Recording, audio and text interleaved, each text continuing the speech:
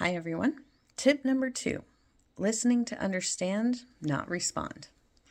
Studies suggest that listening comprises about 45% of communication. That's more than speaking at only 30%, then reading, and finally writing. But even though listening is one of the greatest factors, it also tends to be one of the most underutilized. We may only retain a fraction of what we hear, or our own internal dialogue gets in the way of receiving the message. I think most people can relate to a time when someone was talking to you and your mind was thinking about almost everything besides what the speaker was saying. I certainly have, especially if we feel the person speaking has nothing of value or we're just not interested in the subject matter. How many times have you been in the middle of a conversation and you think of something that you'd like to share, but the other person is still talking? So you're focusing on trying to remember what you want to say rather than what they're saying. How many times has someone been sharing something with you and their words literally turn into droning in your ears? Nothing they say makes any sense.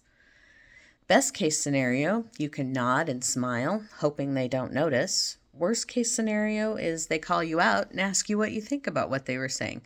And you're left sitting there going, I have no idea what you were saying. The other scenario is when you're in an argument and you want to make sure that you get your point across. You've already decided what is right, so you have no intention of hearing the other person's point. These situations can be emotionally charged, and all that goes through your mind is that you need to defend yourself and your position. I have found myself repeating the same thing over and over, thinking somehow if I just get louder, they'll eventually get it. And how many times have you met a person that's a really good listener and you crave time with them to be heard and understood? It's such a rare gift these days, and you find yourself telling them everything about your life because they hear you and you feel seen. I've always been an auditory person. I listen best, I learn best through hearing, but that doesn't mean that I haven't done all of the before mentioned things. Being a good listener requires effort, and these days that effort often feels like more than you can do. So that begs the question, how much are you missing because you aren't hearing the whole message? How many times have you heard the first few sentences and assumed you knew the rest and you ran with it, only to find out later that wasn't even close to what they were talking about? Relationships are particularly prone to this. You've dated someone or you grew up with someone who used to say things similar or they use the same wording, so you're prepared to defend yourself. But that wasn't your current partner's point at all. Assuming you know what someone is going to say before even hearing them out is one sure way to start a fight. I've even picked that fight before because I was sure I knew that they were going to say. But I never let them finish their thought, and I wasn't listening to anything they said after they used a certain word or phrase. The thing is we've all done it at some point, whether in a relationship, at work. Our brain tries to shortcut things, and it just fills in the blank with what's happened in the past.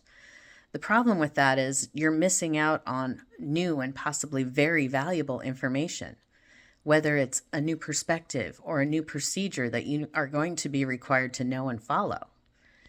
One of the worst examples in my life was with a particular person. We had a very contentious relationship, and it didn't matter what the subject was or what the situation was. It always devolved into a massive argument. For years, dare I say decades, we couldn't have a normal conversation because inevitably one of us would say something that triggered and the fight was on. I often spent my time in the conversation thinking about the next dig I could fling at them or how I was going to rebut everything they were saying. I was on the defense and I had no intention of losing. I didn't hear anything because my mind was in a state of attack before they could attack me. I wasn't responding to what was being said. I was just flinging insults or accusations to protect myself. Nothing got accomplished other than hurt feelings and a deeper divide between us. There was so much history and hurt on both sides, neither of us could see or recognize that both of us grew and changed in the times that we spent apart. And that what was being said wasn't necessarily an attack, but defensive patterns are hard to break. It requires risking vulnerability, and that's not an easy ask. There have been many times that I would rather write off an entire relationship rather than risk being vulnerable. I couldn't stand the idea of getting hurt again. But eventually, there will come a time or a person when it feels safer to take the risk. On the flip side, I have a friend in Sydney, Australia who I met online. She's charming, fun, and we got along instantly. We shared about our lives and the different ways that we do things. I taught her about s'mores, and she taught me Aussie slang. That came in handy when I was working at a hotel that had an Australian visitor. She came to the front desk and was a little upset about her reservation and how it had been messed up. She was cussing a blue streak, and as you may or may not know, the C word is a particular favorite. None of this was directed at me, and I was just smiling to myself and working on the computer to fix her reservation. But all of a sudden she stopped and she looked at me horrified, just now remembering that she was in the US. I smiled and said, "I have a friend in Sydney, I speak Aussie." The tension immediately drained and she relaxed, grateful that I wasn't going to take offense or start a fight. The world is becoming more available to all of us. Businesses often have offices overseas or work with other businesses in other countries. You can smooth out relations if we stop taking offense to every little thing. What we consider appropriate, people in other countries may not. And vice versa. We have little patience and we tend to take the offense. So be curious rather than defensive. Here's what you can do to help take the charge out of the situation. Ask questions. If someone says something that makes your stomach churn or your emotions well up, ask questions. Get clarification. Say something like, "This is what I heard. Is that what you meant?" Say something like, "That's not something we do here in the States. Is that common practice where you're from? And what does it mean to you?" Take a breath. Create some space. Say something like, "In my past, that kind of statement meant this to me. Give me a moment to process this differently." Or, "In the US, that kind of statement is used in terms of fill in the blank. Is that what you meant?" Take a break.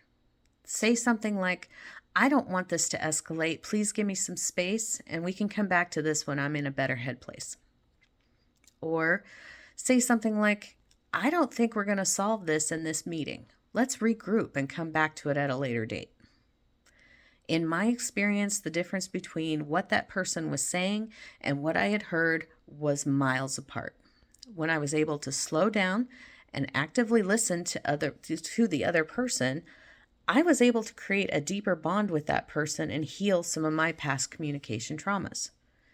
Communication is about understanding another person. When we take the time to listen with the goal to understand, we create deeper bonds with people, smooth out processes, and allow people to feel seen.